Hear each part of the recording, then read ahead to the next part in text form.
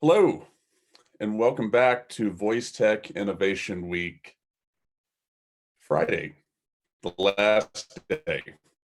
We're proud to have delivered this. It's been a long week. We covered a lot of ground. Alexa skills, Google Actions, healthcare, banking, customer service, you name it. We've covered it this week, and it's been fun and proud to have done it. We're going to wrap up today with a special closing roundtable with two absolute luminaries, one of whom I see has joined. Brian, I'm going to go ahead and promote you to panelist now while we wait for Bret. Brian, you're here with me and you're on mute. How you doing, Bradley? Wonderful. Doing good. How are you? Doing great. Thank you for being part of Voice Tech Innovation Week with us. And it's a wonderful opportunity, Bradley. Thank you. You got it. And now, are you going to have video or no? I don't think I can support video where I am right now. I tried it, but it keeps lagging everything back. So it doesn't look like it. Okay, no problem. We're just happy to have you. I see Bret is here as well, so I'm going to promote him. Thank you. And get all this squared away here. Bret, how are you? And you are on mute. Hopefully this is the right mic too. There you go. Hey, I like the background. Thank you. Yeah, thanks for being part of Voice Tech Innovation Week with us. Well, thanks for having me. You've had quite a lineup this week. Very impressive. Hey, we've had fun. We've had fun. It's you know, but yeah, the thought was, well, look, this is the first week I'll be off the road. Why don't we just do some week-long virtual event? And like we don't have enough to do, but look, it's great to end it on a high note, and no better way to do that than with the two of y'all. So appreciate y'all taking the time. We're going to give people a few minutes. So are we live yet or no? We're live. Yeah. Okay, we're live. Great. So yeah, and it's recording, and you know, typically I won't open a room early. You know, I'll just roll in to a virtual event right when it starts. Casual. I love it, Bradley. Hey, look, we've all done a gazillion of these. It's like, what more do you want from me? You know what I mean? It's like, Brian, how are you doing? And you've had, actually both of y'all, I've been following all the stuff. We'll get into it in a minute, but just take a minute. We'll start with the bios and introductions at the top of the hour, but tell us what you've been doing. For it, Brian. Well, I guess I'll dive in.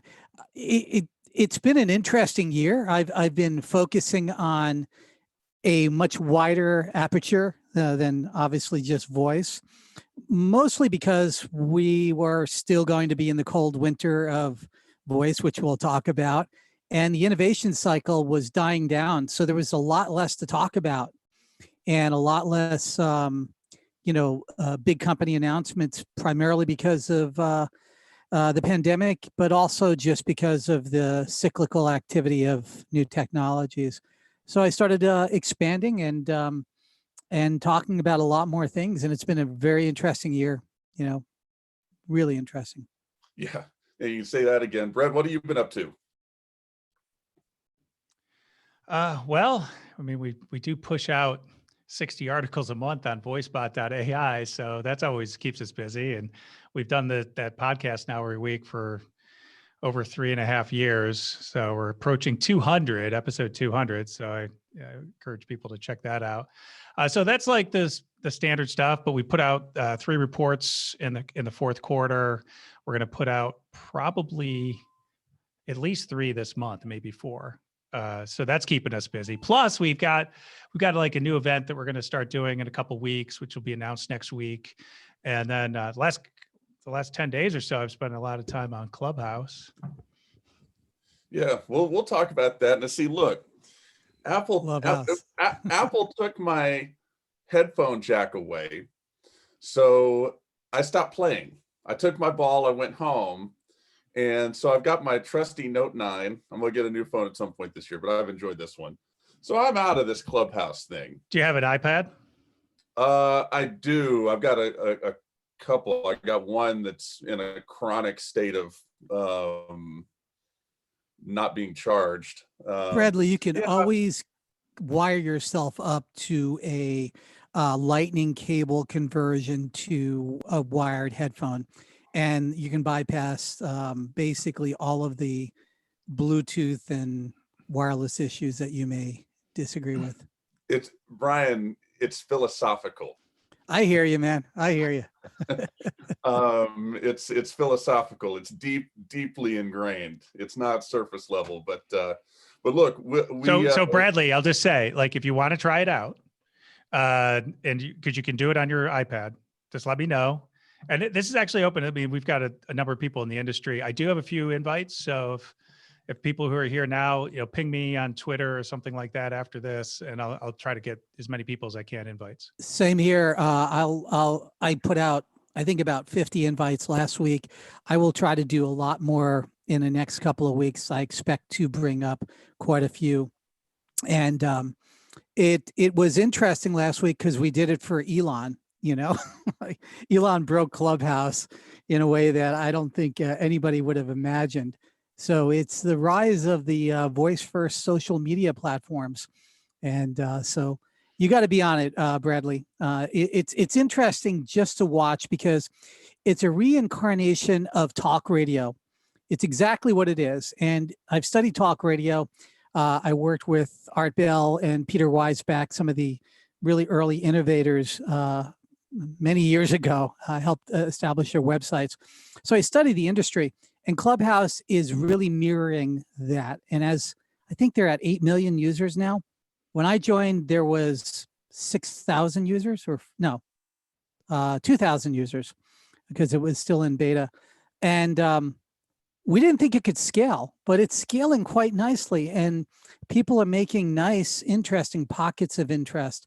So it's just a matter of discovery. This is like everything, and we can talk about this later, is discovery is always the challenge with every new technology. I'm going to try it. I'll try it and give it a whirl. And I'm intrigued. I've seen it's having its zeitgeist kind of moment, and we'll get into that. Let's kick it off because we want to be respectful of people's time and try to keep it as close to an hour as we can. Intros. Who are y'all in your own words? Most people are going to know who you are, but it's always interesting just to hear people describe who they are. Brian, I'm going to start with you, and Bret, go to you.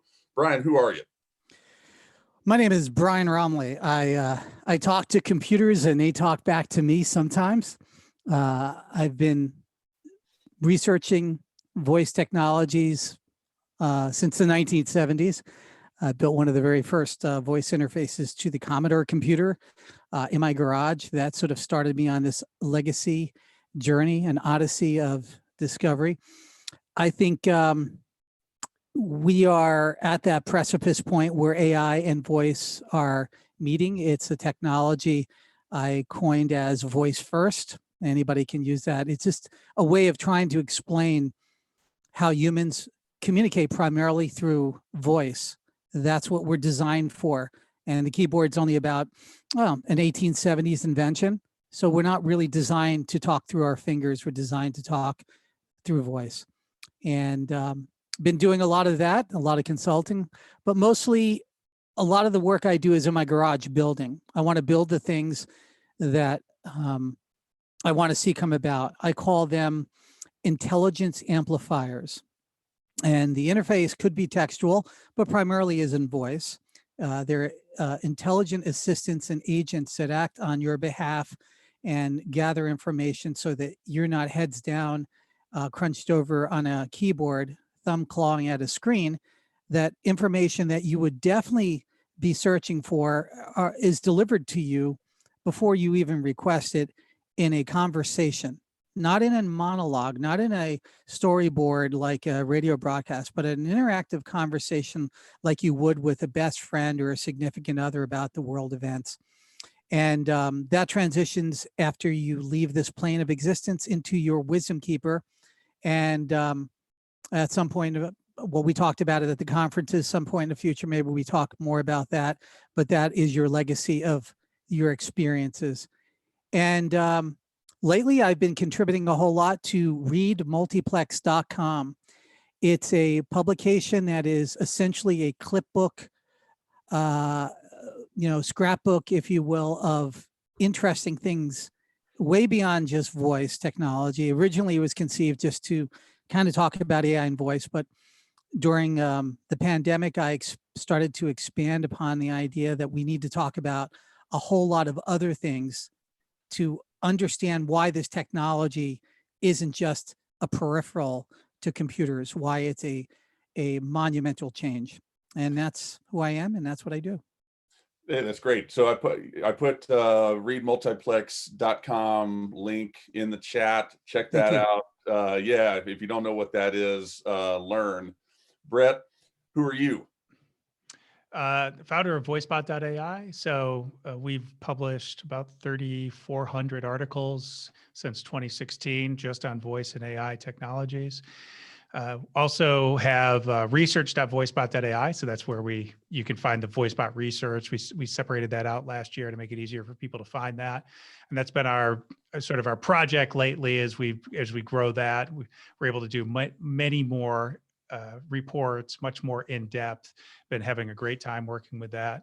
And then, people know the Voicebot podcast, hopefully, and Voice Insider, the newsletter that we put out each week. We've had a couple of issues this week, relevant to some things that have been going on. So those are the main things. Oh, and I'll tell people that we're doing a conversational AI happy hour on Clubhouse at 4:30 today, 4:30 Eastern. So look for me on Clubhouse at Bret Kinsella. You'll be able to find it. But everyone here should come because it's really just going to be fun. We've had some structured conversations on Clubhouse already, but this is just going to be fun, going into the weekend.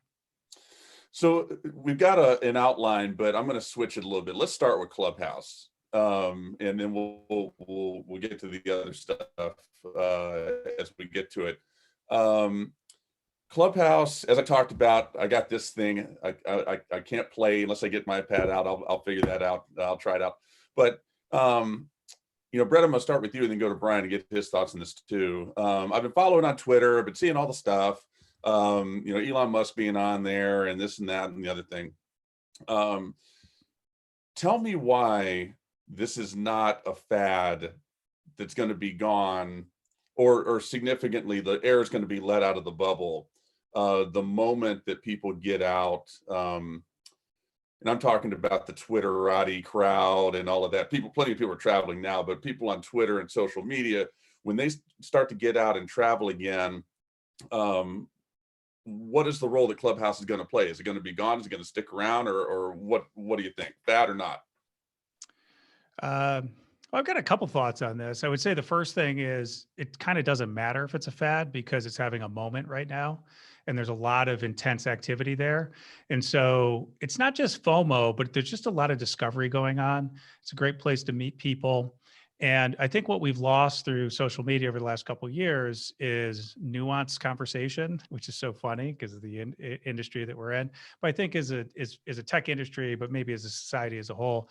So people are really enjoying this. And, if you think about it, there's this idea of social audio, will it be successful? I think it will be. Now, we don't just have Clubhouse. Clubhouse is the one that's operational and starting to get to scale at this point. But you have Twitter Spaces, which has been in beta for some time. And there's a lot of people who have really big followings on Twitter, and they're active on Clubhouse now, but they plan to move everything over to Twitter as soon as they do, because that's where they have it. I'm not so sure that's the way it's going to play out, because I think there's this idea that Jeremiah Oyoung has done a nice analysis of this, where he talks about sort of first, highest quality, and biggest, in many of these social media spaces, it'll work. So I think Clubhouse has a long-term play. Whether it will be the dominant player 3 years from now, I don't know. I do see that social audio has a space. And you think about when Spotify first came out and you could see your friends on Facebook, what they were listening to. It's very much the same type of thing. You can see what rooms people are in, so it's not just, hey, you walk in the hallway, you see what's going on. The people that you follow, the people that you're close to, you can see where they're engaging as well. And so you have that topic and coupling with the individual. And so I think that's really good, but it's also made people more accessible. So we heard about Elon Musk last week, but last night, Mark Zuckerberg was on, also took Clubhouse down. He dropped into a room, and they had a conversation.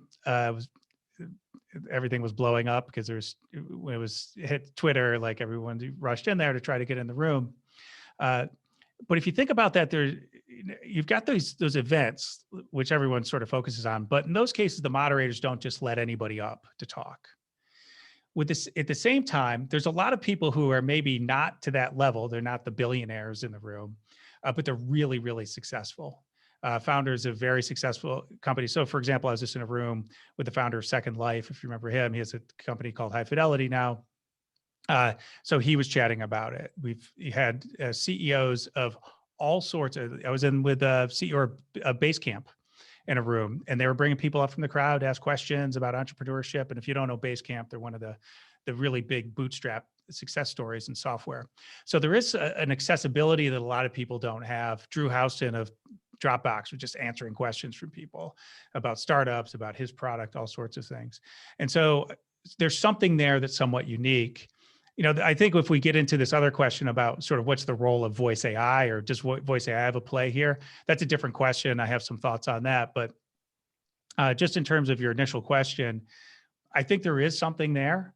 And it sort of doesn't even matter if it's a fad, because there's something there right now. And it's actually focusing a lot of attention. And people who are really, really smart, insightful people who are hard to reach are spending hours per day on it.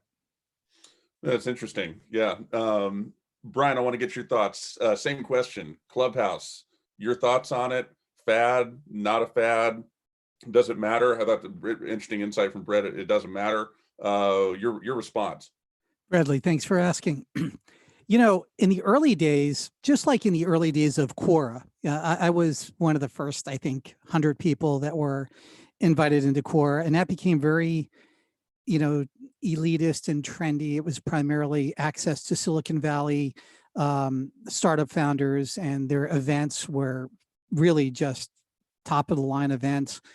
And there was a lot of early stardom from the early adopters. And I think a lot of folks have been trying since Quora to duplicate that effect.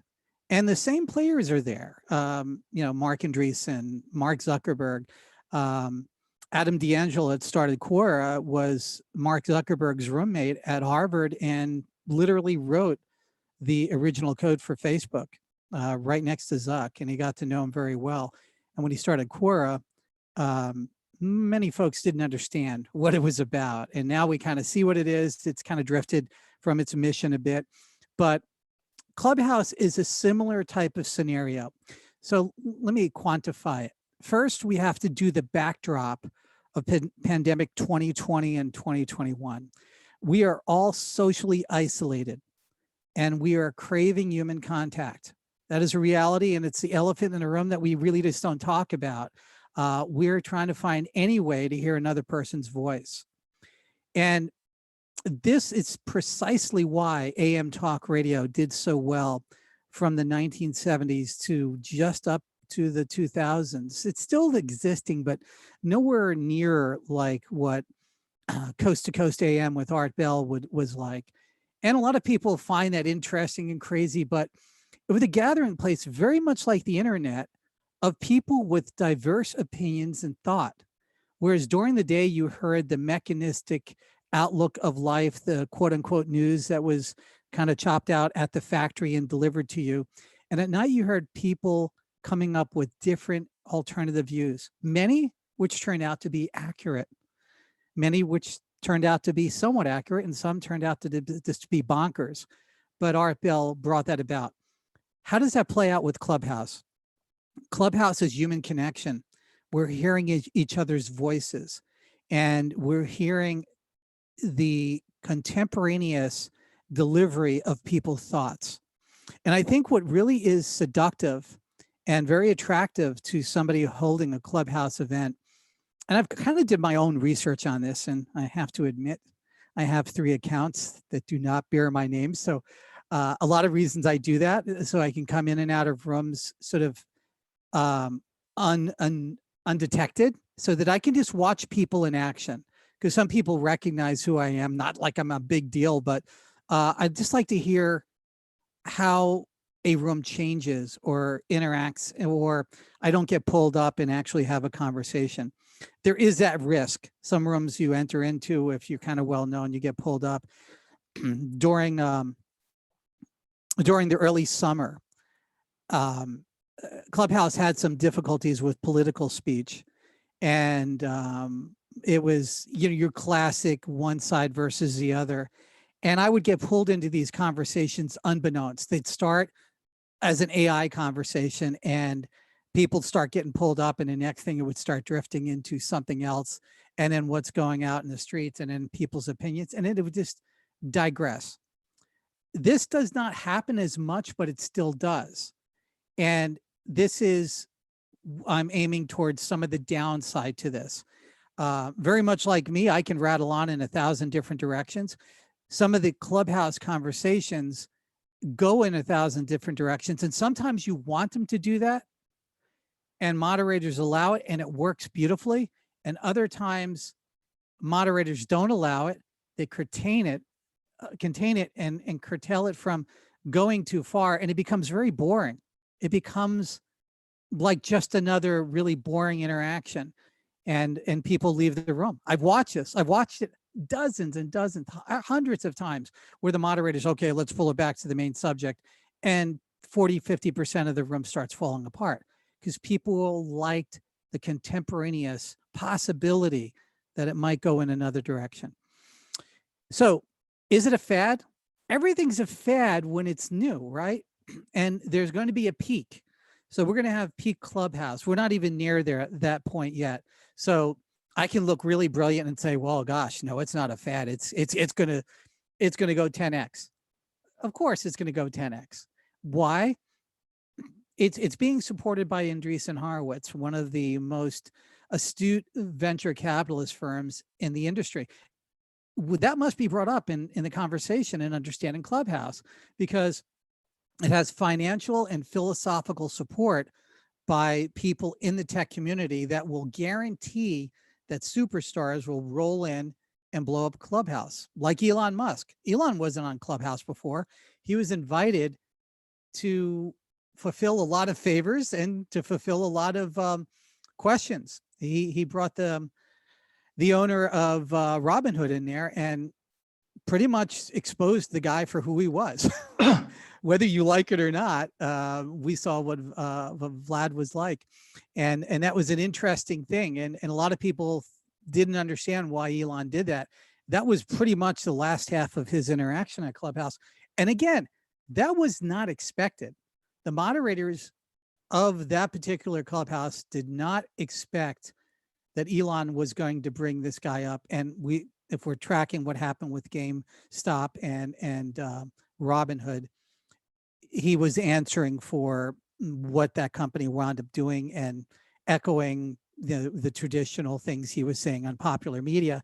Elon wasn't having any of that, and he was doing it in a very ironic way that only people who really understood Elon's nuance knew what was going on.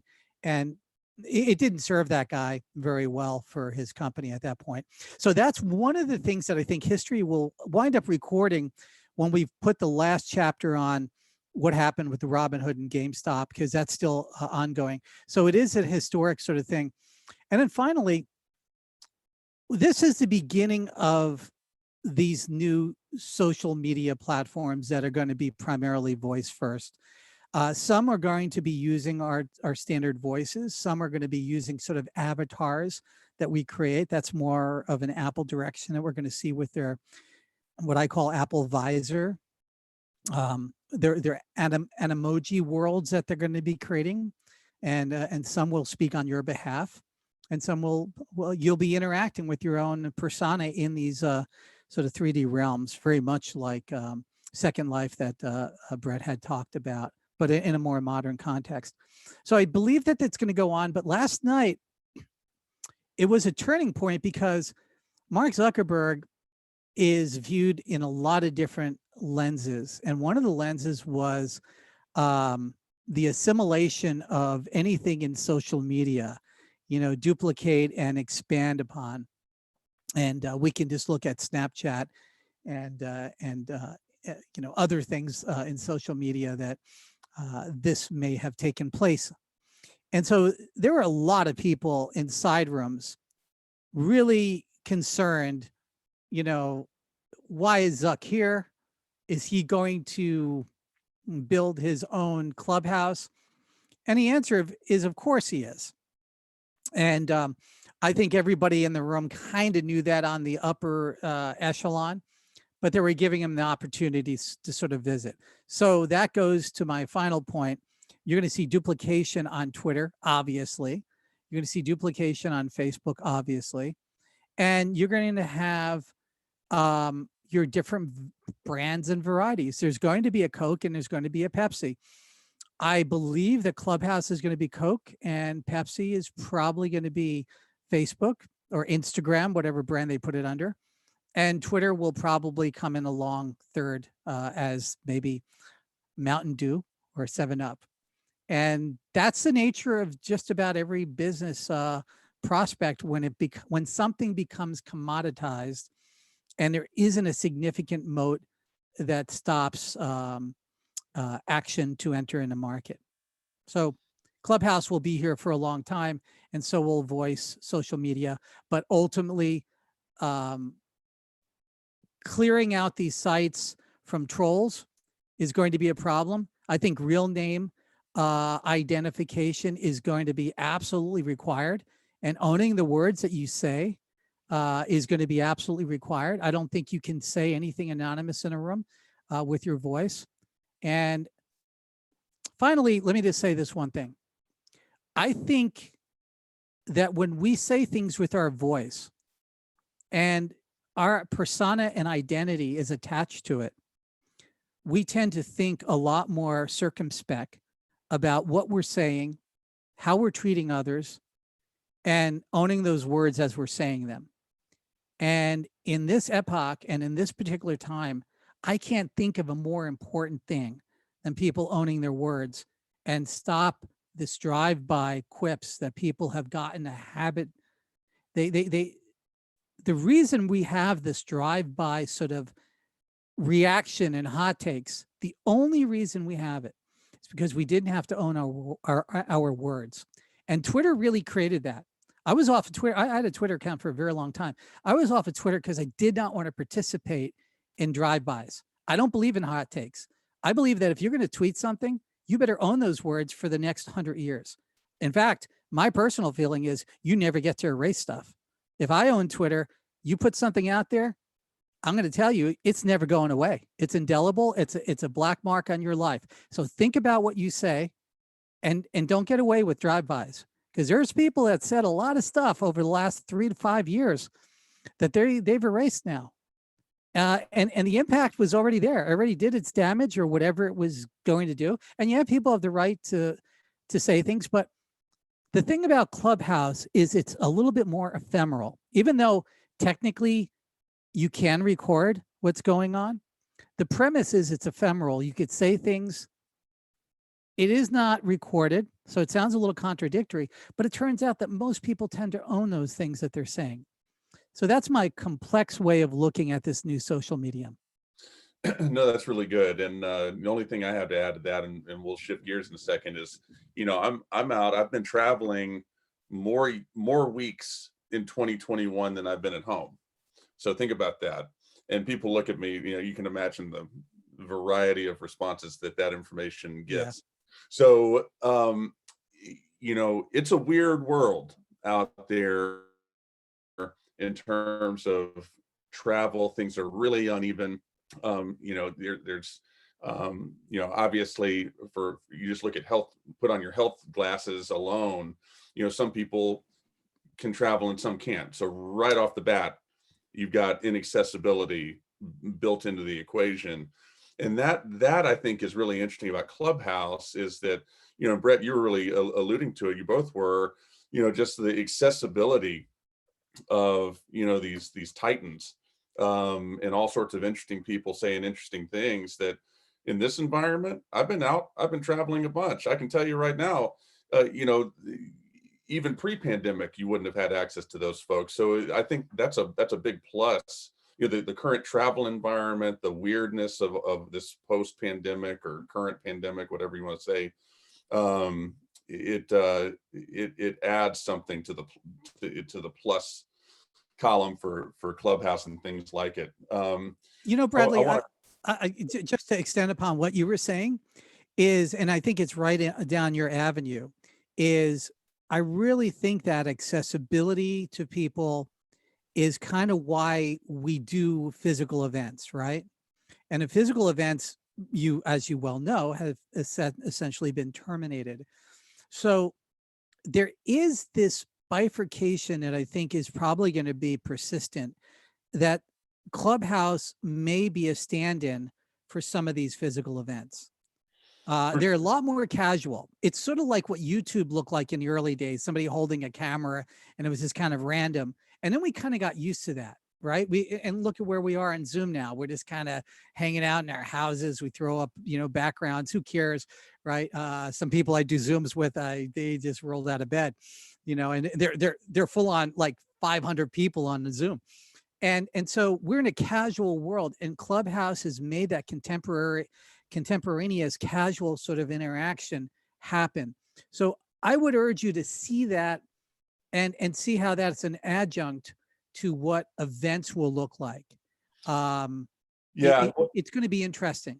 Well, and I can tell you, just to put a button on that, Project Voice, we are going to do an event in April, and it's going to look unlike anything that even I ever thought it would look like.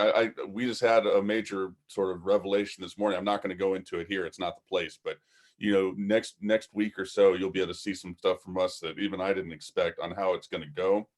And yeah, it totally supports your theory.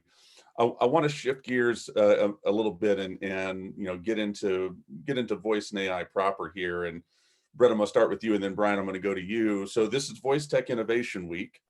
We've covered a lot of ground this week. Everything from your first Alexa skill in Google Action, to finding an agency, to voice marketing, to voice in healthcare, banking, data science, et cetera, et cetera. If somebody comes to you, Bret, it's a different world. We talked big tech was a theme running throughout the week. There were several. If somebody comes to you right now, and they work for a Fortune 1000 company, we had a lot of attendees in and out this week that do in innovation and strategy roles. Someone comes to you, Fortune 1000 director of innovation, director of strategy, whatever, and they say, I want to get into, and I want to get my organization into voice and conversational AI. You say to them what? And you're on mute. The first thing I say is, what are your objectives? Because there's a lot of different ways you might want to get in. But in general, I would say that if you're a big company and you're looking at this, it's inevitable that voice is going to be part of what our future looks like. I think what's not inevitable is how the shape of that of those interactions takes place.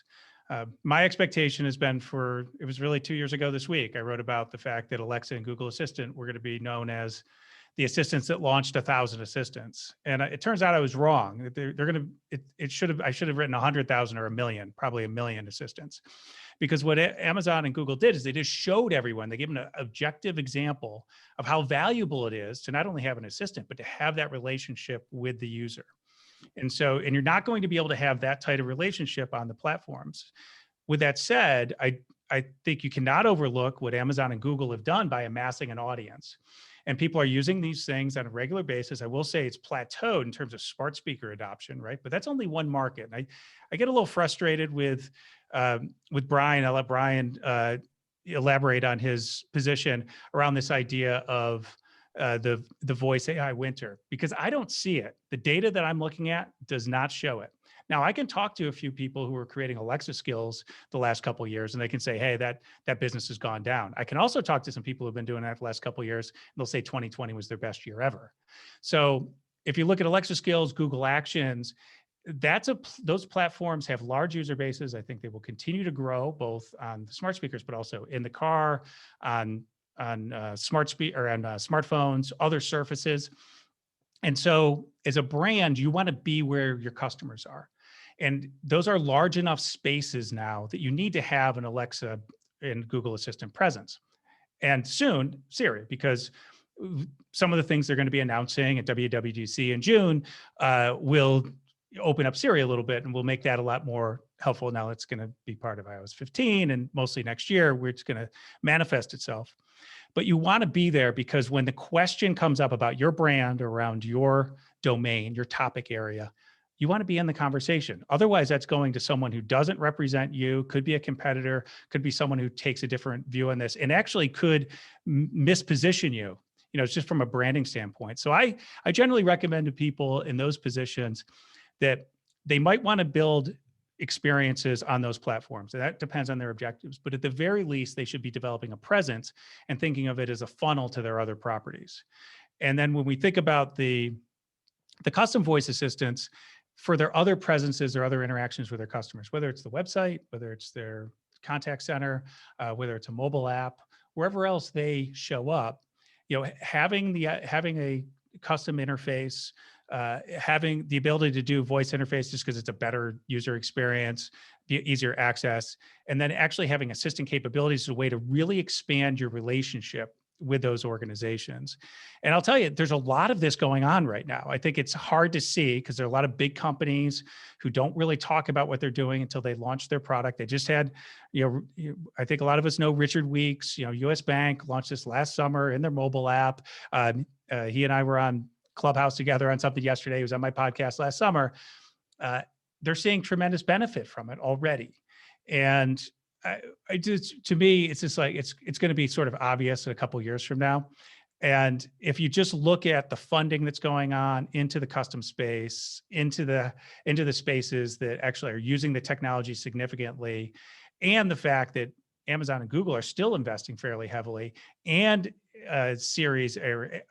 Apple is increasing their investment, I think what we're looking at is actually something that is more like a spring squall than a winter, because as far as I'm concerned, we haven't even made it through spring. There can't be a winter until we've had a summer.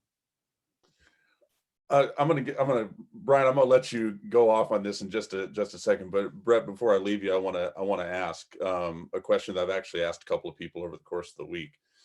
When you look at Amazon, first of all, I think you got to be able to with anything in life, you got to say the good with the bad. You know what I mean? You can't just say the bad. The political climate lately, we're just used to it being acceptable to just say the bad about things. No, you got to be able to paint a complete picture. With Amazon, they brought us to this point, and Google as well. Google becoming more and more competitive, and they brought us to this point. But Amazon in particular has seemed distracted. I think we have had some validation of that this week with the news. Google has had some internal political strife. If you had one thing to say to Amazon and Google that they ought to do, nobody knows these ecosystems better than you do. What would you tell Amazon Alexa leadership and Google Assistant leadership that's one thing that they ought to do right now? Well, one of the things I told a vice president at Amazon 2 years ago, they did last month, which is enable custom assistants. Now, I think they need to go a little bit further than that, than just enabling companies to have the wake word, and we'll see how much customization they enable. But that's really consistent with their strategy so far, the Alexa Everywhere, and not in the voice interoperability initiative. So I think they should really double down on that. And I really believe that that's the key for them, not just to automotive, which was part of that announcement, but really to working in the mobile space and doing an end run around the gatekeepers there, which are Apple and Google. With Google, frankly, I think they're doing a lot of the right things. I think they were slow to really embrace the developer community. But what they put out at Google Dev Day in the fall with app actions and trying to bring the mobile ecosystem into this discussion, I think is good. The one thing I have been a little disappointed on with Google is, and we started seeing this at I/O when I was there in 2019, their annual developer conference, is that a lot of the things that would have been Google Assistant led conversations, all of a sudden were Android led conversations. And I look at that partly as a natural outgrowth of org structure, and sort of who's got the bigger part of the agenda on any given day. But I think there are a lot of people out there who are looking at sort of this voice first space that we're saying, okay, we'll do the phone, but we want to do some of these ambient devices in the home as well. And a lot of them came to me and said, hey, they were really frustrated that they didn't really feel like Google was promoting that as much. So, in this case, I think I would love to see them embrace the existing developer community more around that, get people more excited about it, and have some really Google Assistant focused things that are out there. But I also absolutely believe that what they're doing with Android and app actions and taking Google Assistant into the apps is an important move. It's not only good for them, but I think it's good for the Android ecosystem. It's good for the voice ecosystem. Excellent. So Brian, I'm going to ask you basically the same thing. So somebody comes to you, it's a complex environment, the sum of the last few years. They come to you and say, Brian, look, I know you know all this stuff about voice and technology in general. We want to bring our company into conversational AI. We want to bring our company into voice. What is it we ought to be doing and thinking about? What do you tell them? Well, thank you, Bradley. Great question. This is something I've been doing now since probably 2012. So a little early on it. And I wouldn't change my advice at all, but it actually is much more meaningful. And that is the very first thing I ask any company, especially a Fortune 500 company, is I ask them, how much have you invested in your brand, your logo, and your last rebranding? And I remember I was sitting with one consumer products company, and they took me very seriously. It was a C-level meeting, and they got me the information. It was hundreds and hundreds of millions of dollars. And I said, this color, it's PMS, and I remember the color, it's a specific color. And I said, how important is that color? And again, very astute people at the table, they came back and said, this color is patented. It can't be used in anybody else in our particular industry. I go, so that color is really important to you. I go, how about the logo type? It's priceless. We couldn't even establish a value. And I go, what is the voice of this company? And they all looked at each other. And I said, and this was just about a year after Alexa was taking hold. Sorry, Alexa popped up. It was very interesting because this company was very pro voice, and they didn't know the voice of the company. And I said, well, what do we do? And I go, let me show you. And they had hired me to actually do this. So it's not like I magically conjured this up. I pulled out storyboards, very much like a Hollywood a movie. And I took them on a journey of who the persona of the company was. Now, it's vitally important to understand, no matter how much we want to make voices robotic and voices not become anthropomorphic, that's not possible. We see the images of animals in clouds and stars, and we see smiley faces and buttons. We are wired to find persona. We are wired to find humanity in everything we do. And it's absolutely astonishing that people who are in this industry are promoting this idea that somehow you can create this disembodied voice that is neutral in everything. It comes from nowhere. It has no gender. It has no age. It's insane. All the research shows that you have a cognitive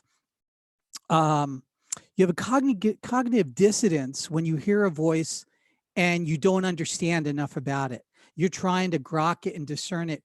And that actually, I can show you with MRIs, I can show you that if we're not very clear in establishing the persona very quickly on that voice, that the brain MRI scans show that there's confusion and there is a fogginess. And therefore the message gets diluted to the point that the message is no longer heard, and the brain is trying to figure, what is this voice saying? Who is this? What is it come? So I approach it head forth, even though it's not politically correct. We establish a gender, we establish a location, we establish an age, we establish a background. Who is this person that represents a brand? And let me tell you, it's a very heroic journey because it does not fit into what is accepted in a modern context right now, but it is the reality, and the research proves that. So the heroic companies will sit there and say, okay, finally, okay, we'll look at this. What is our brand? Well, typically what most companies will do is they will try to mirror the voice of that particular brand and or the company, because a lot of companies have multitude of brands, and there should be a company voice and then a brand voice, but it has to be done exquisitely well. And this should not be left to just amateurs, somebody who did HTML and got a degree in that. This requires psychology, it requires philosophy, it requires poetry, it requires the understanding of people like Joseph Campbell, Carl Jung, because there's a lot that we discern from a voice that we really don't even know. And I could spend hours, I can write books on explaining how much we grok just from somebody's voice and how they react and interact. So, hey, Brian, I just yes. want to say, like, totally agree with what you're talking about. And I'll just tell you, I think and you'll probably be able to build on this. I think there's a misunderstanding of what an audio brand is. And you have this example where you talk about what they invest in their visual branding and try to build this positioning around it. And they've spent nothing on audio branding. They have no idea how they're going to sound. What I just did a survey of US marketers, and between the summer of 2019 and January of this year, a significant increase of people say they've created an audio brand, but I don't think they really know what it is. I think some of them have done an audio logo. I think some of them may have actually created a soundtrack for different types of things, or maybe it's aligned with a particular music artist. But what you're talking about is so important, in that you can't just take the components. Just like a brand in the visual world is not a logo. It's not a tagline. It's more than that. And in the audio space, I think a lot of people are treating it the same way because, as you said, they come from this different school where they haven't had the broad exposure to the hero's journey or psychology or anything related to audio branding. So I just wanted to build on what you're saying there, because I think it's, even though people are telling me now that they've actually created audio brands, I think very few of them have actually created a full brand the way you're talking about it in this holistic sense. Brett, that's wonderful. I really appreciate dropping in with that, because this is a frustration of mine, because there's a lot about the branding, the audio branding of a particular business. Like, for example, I believe every business should have an audio brand that is a specific sound. Very much a simple one would be to point to Intel, and we know that sound, and it's magical. I also am a big fan of jingles. Some people who follow my Twitter account will see that I'll post old commercials, and all the way back to Oscar Mayer Wiener throughout the 50s, 60s, and 70s. Jingles had a profound impact on folks. It has a psychological effect. It sounds a little bizarre. It's called an earworm. An earworm is a catchy clipping of sound, whether it's a lyric or a few words or a loop of maybe 10 notes that you can't get out of your mind. And obviously, I don't want to addict people to certain sounds. Some earworms are highly addictive, but if I was a brand, I would be investing in that. But getting back to the personas, there is so much dimension that when I go to a company and I do this, it's a major enterprise. There's 25 people involved. It's not just me sitting there. I coordinate it, I conduct it, but I have experts in all fields coming to these companies. And I can tell you that out of the Fortune 500, there are a number of ones that have approached me, and I've approached because I know how vital it is. I think every car company on the planet, automobile company, if you do not own the sound that's in your car, the sonic landscape, you are advocating that to the default sound of some Siri or some other thing. That's utter ridiculousness. So getting back to the track here, though, the persona and the branding around that persona is vitally important, but it takes guts. It takes guts because you have to choose. Because if you don't choose what the persona is for your brand, meaning the voice, the customer will do it subconsciously. There's no choice in the matter. We have a limbic system. It's called flee, fight, or freeze. And when we first hear a voice, the very first screening that goes through it is flee, fight, or freeze. What are we trying to do? We're not trying to categorize or judge. We're trying to discern, what does this voice represent to me? So the voice, some people say, well, then let's make it a calm voice. I'll make it very easy for people. That's not what I'm trying to say. I'm saying those judgments that people make about where was this person, where in the world did this person come from, is literally one of the first questions subconsciously we ask. And that is geographical. So you can't create a universal voice, unfortunately. You have to create a voice that sounds similar, but is useful in that particular country. So this complicates the issue, but it's important to understand. It can sound similar. We can say, hey, those people are related, but it's in the vernacular and the style of that particular country. The other thing we're going to do is we're going to discern an age. That's the very next thing that we wind up doing is, how old is this person? And that's a natural thing. There's nothing we can do to short circuit that. It's hardwired into the human experience. And then finally, it's going to determine a gender. And there's nothing any of us can do about that. I can show you brain scans, 6, 7, 8, 9, 14 universities have done this. And there's cognitive dissonance if we can't discern very quickly the gender of that voice. So I know that may not, all of these things may not go down nicely, but it is the reality. And the brands that face this wind up really living in this experience. And it doesn't mean it has to be one voice for a particular brand. It could be a family. And I'm giving you a little bit of the future of what one brand is going to do. They're a very family-oriented brand, and they're moving to creating a family. Let's call it the Jetsons, if you will. It's a futuristic sort of brand. And you can do that. So these are the things you can do when you actually have the right talent on board.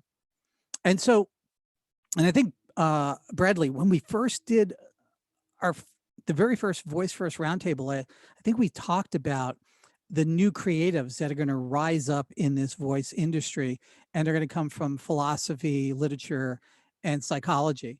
And that's what's going on. The problem is the major corporations in the voice industry, the ones we all mentioned, they haven't gotten the memo yet.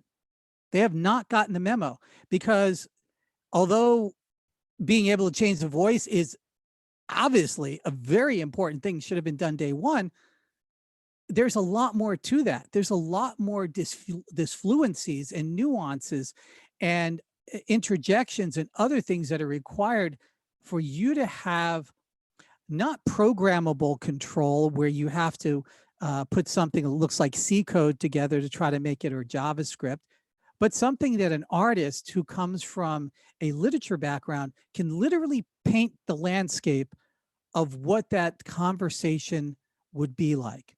So I'm talking about new tools that nobody has built and nobody's building, because they're not asking the right people. The right people to build are exactly the people that Steve Jobs asked when he built the Macintosh. When Steve built the Macintosh, he went to the liberal arts part of many universities and said, hey, you want to come and work for a computer company? Go, heck no, you guys don't want me there. Now, when was the last time you heard this of the tech company? Check Google, check Amazon, check even Apple today. You can't get hired with a liberal arts degree or a literature degree or a psychology degree unless you're going to do something that's very mechanical. And this is one of the things that is holding back voice and is causing this sort of winter. And I know, Bret, I understand what he's saying, and I agree with him to a certain level about the cold winter. Are we very early on in the voice first revolution? we're still at the command line interface. We haven't even gotten past CPM. We just literally got past the punch card reader. I mean, we're very early on. So yes, but we are in a drought in this cold winter. And what does that mean?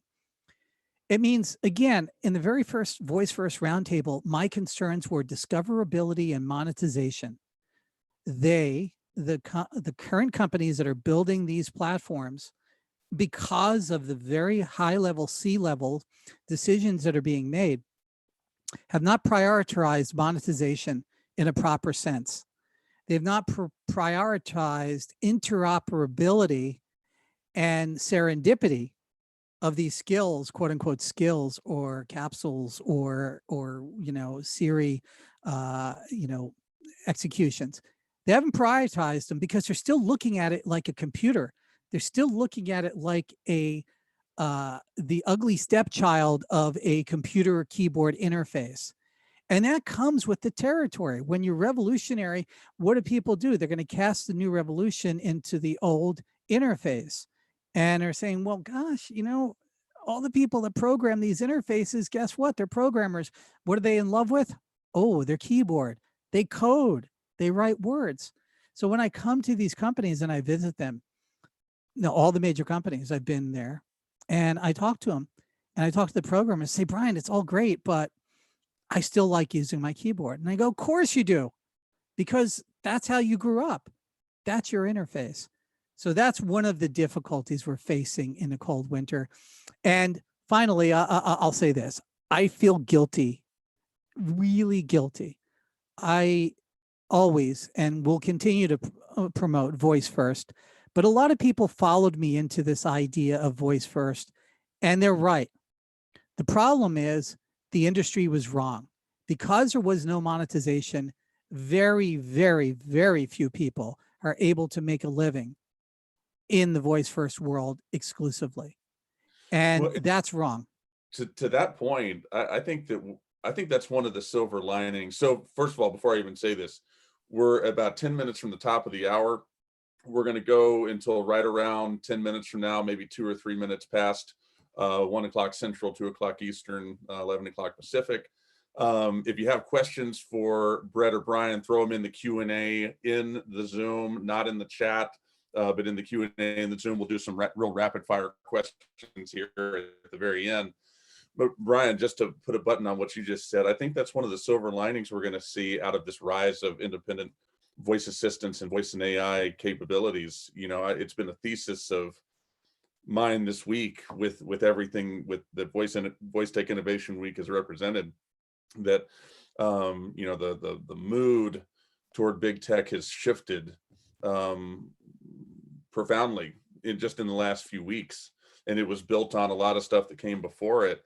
And now that we're in a situation where somebody comes into voice and AI, in all likelihood, they're going to start with an independent capability first and then go to Amazon and Google second. That's a world where we can see this be corrected, because the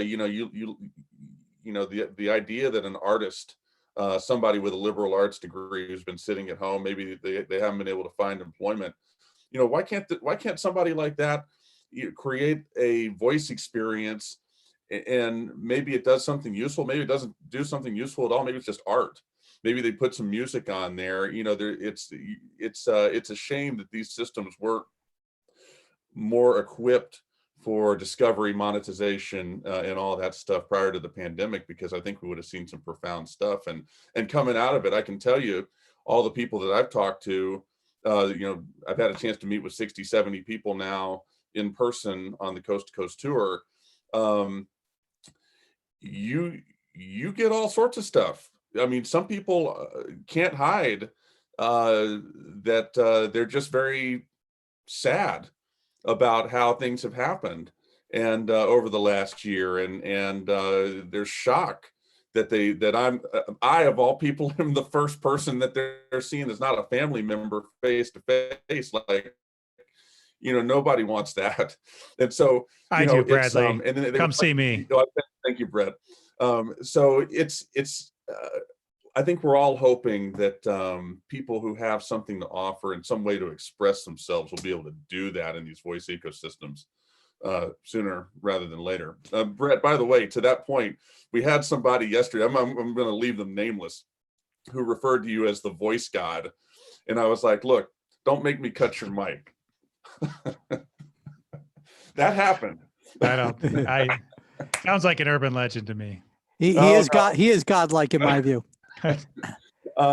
Bradley, I got to say though, to your point of independent voice, we really only have two that are disembodied in a big way. I mean, Siri's going to blast off in a different direction, and with the Apple Car and the Apple Visor, it's going to become a lot more clear what Apple was doing and why they were stalling, sort of dancing on the side. I don't know if we can ever forgive them for doing that, because their presence in the voice community would have changed things.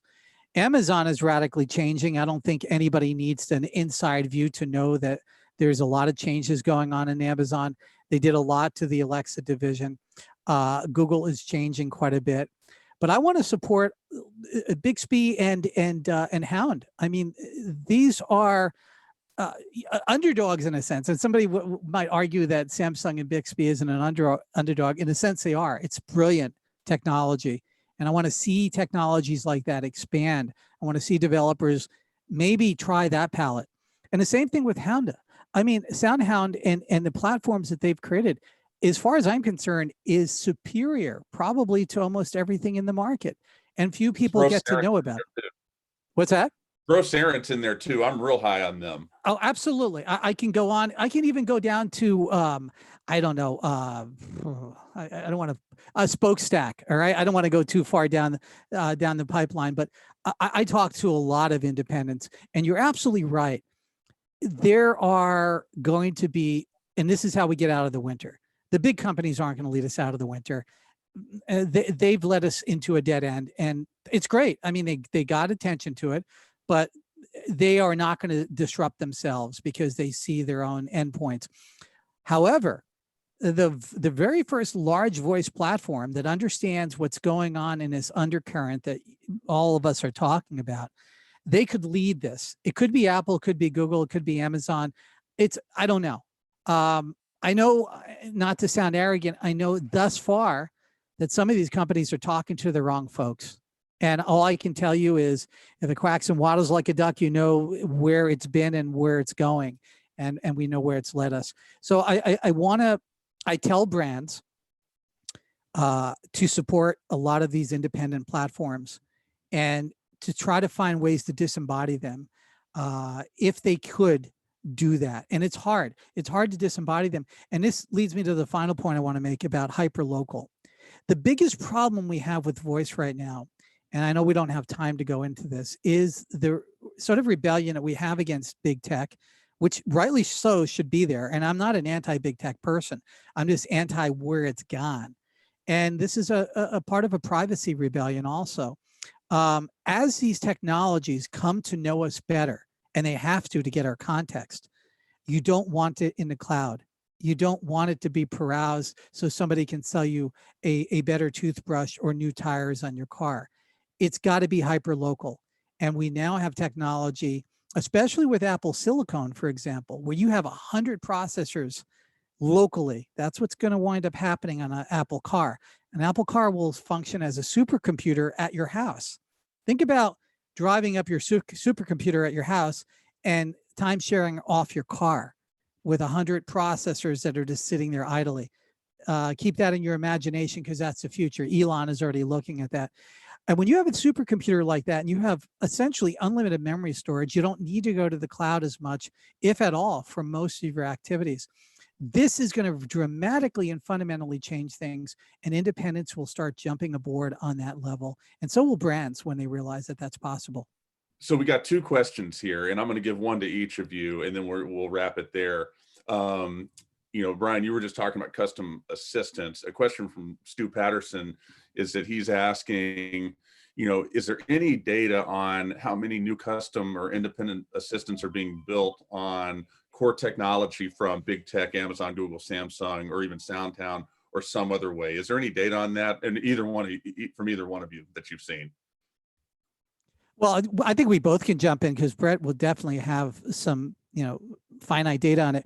But I can tell you, just from my experience, there is a deluge of people around the world building independent voice platforms using new silicon, even Raspberry Pi. What you can do on the latest generations of Raspberry Pi, you can probably do about 40% of your voice interaction with off-the-shelf public domain software on a Raspberry Pi without ever hitting a cloud. And that's how powerful it's getting. And that will only quadruple in the next year. And so there's a lot. We tend to talk about the top ones because they're much more mature.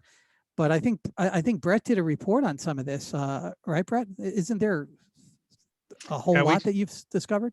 We track this. The last time we put numbers out on this was last summer during a presentation. I don't think I published on it at that time, but so we identified a couple years ago 200 brands in 20 different categories. So we take basically top 10 brands and a bunch of different ones, and we look at whether they have a custom assistant, whether they have Alexa Skill or Google Assistant.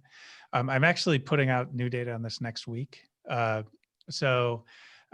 Yeah, there's definitely people out there working on this. I mean, I think, Brian, what you were talking about is edge-based computing for custom assistants, and there certainly is movement there. We're going to see a lot more of that, I agree, over the next year. But most of the brands and companies that are doing this are, they're focused on their existing channels, right? So their mobile app or their website or things like that.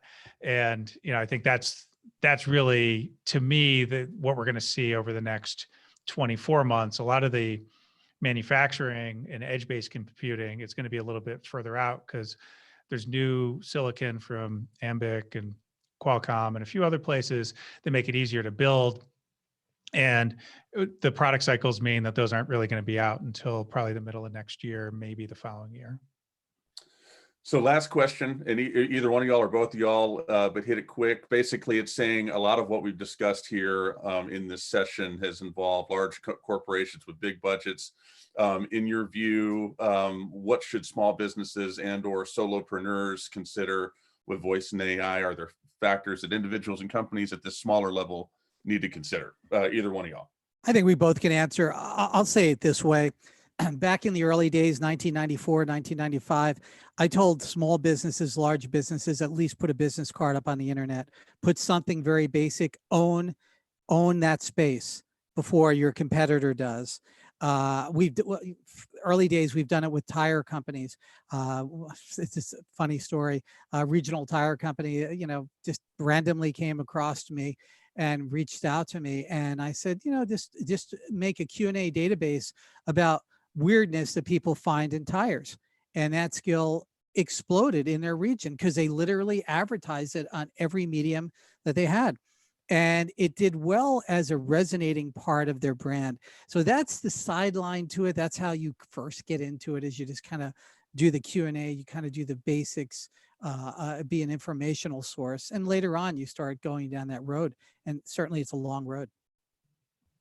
Yeah, I generally agree with that. I think that there's the barriers to entry to be in a voice are actually pretty low.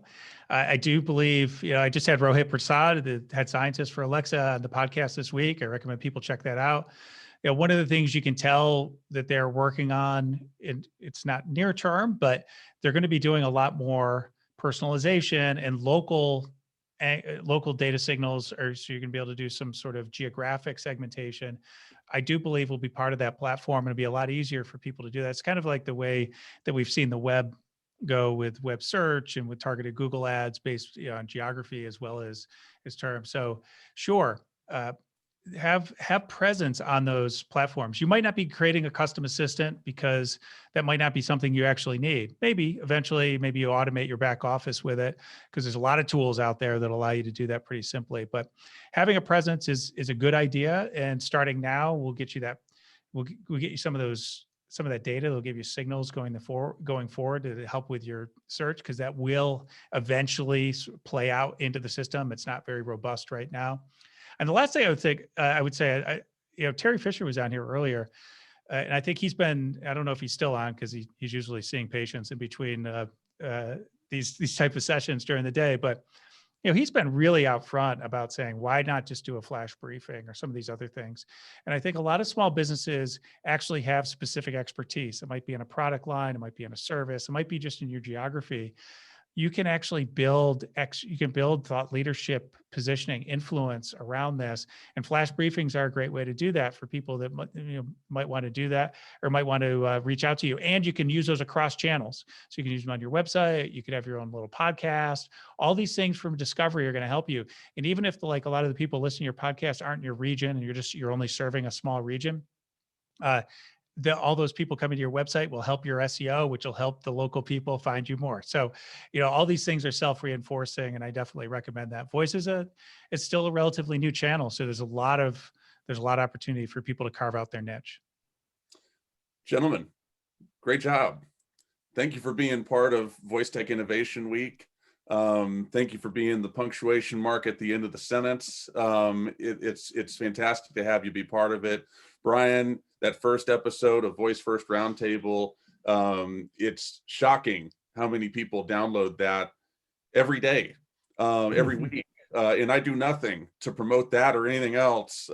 People just find it, and I'm glad they do, and they're glad they do. And Bret, when you started Voicebot, I think you had a sense of where that was going to go, but you've gotten to see it. It's the center of the universe, and just a lot to be proud of. We're embarking on some different sort of chapter now, and I thought Voice Tech Innovation Week would be just sort of a good pause for posterity sort of moment, and go on the record with all sorts of stuff this week. And where we go from here, who knows? But hey, Bradley, kudos to you too. I mean, so Yeah. you were a really early builder in this space. I listened to that first episode the first week. I think it was Brian, Ahmed Bouzid, and Mark Tucker. Is that correct? Or well, you had two different ones. One just with Brian, and then you had the panel.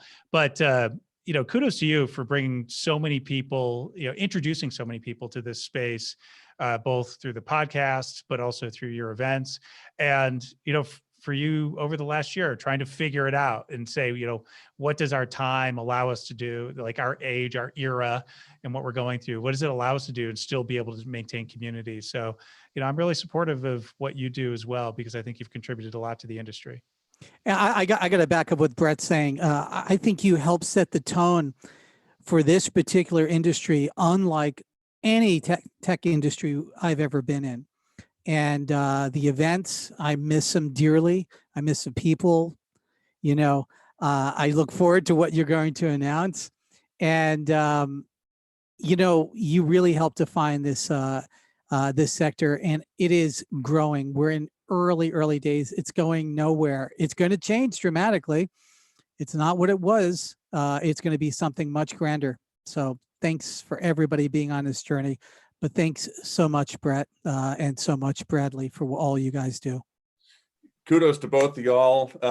This is a wrap for Voice Tech Innovation Week. We're going to send out the audio and video to all registered Eventbrite registrants this afternoon across the whole week, so you can enjoy that at your convenience while we're watching Tom Brady win yet another Super Bowl.